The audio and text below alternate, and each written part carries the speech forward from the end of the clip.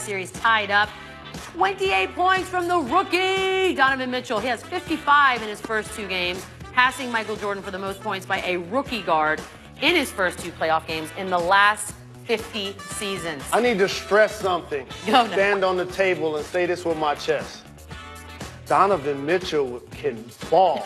Yeah. Like, I know we're talking a lot about the Rookie of the Year race.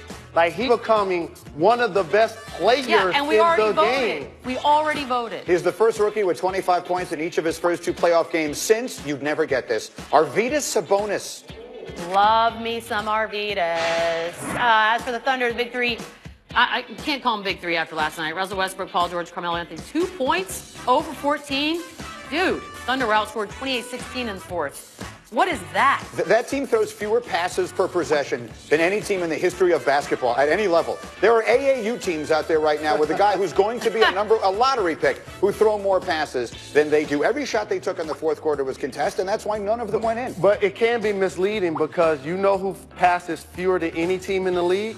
The Houston Rockets. And they have the best record. Well, that's interesting. So here's the thing for OKC. The styles of their best players, Greeny, is isolation-based. Before they played together, they were amongst the top 10, all 3 of those guys, in isolation. So that's who they are. Glad you brought them up, because here they are. Chris Paul led his team to a 20-point win over Minnesota. 27, 8 assists, 1 turnover.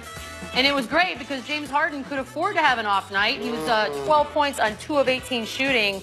Didn't seem to matter at all. Rockets up 2-0 in that one. So the great thing about covering this game for a living is you also get a chance to see the peaks and valleys. And we were dusted and disgusted watching James Harden in Game 6 last year. Memory. This is why you bring in Chris Paul and you build out the roster. So when he struggles, you can still win playoff games. I don't know what they're going to bring in here because Karl Anthony Towns had another bad night. Only 5 points. He has 13 total in 2 games, shooting 5 for 18 in the series. And for a little perspective, he scored 13 or more points in 76 of the 82 regular season games. And only LeBron James had more games this regular season with more than a dozen. Is this about what they're doing against him defensively? It is startling what has happened to Karl Anthony Towns in these 2 games. Give Clint Capella and Nene a lot of credit. They're pushing him off the post. They're not allowing him to get his pet move, his jump hook over his left shoulder. They're making him a 3-point shooter with contest. But he's supposed to be one of the best. You have to figure this out. That is an awful 2-game series right there so far. Yes, this is his first time in the playoffs. The best entertainment are these 2. Just, well, now that I think about it, I think I would throw up if I was that little guy. Correct.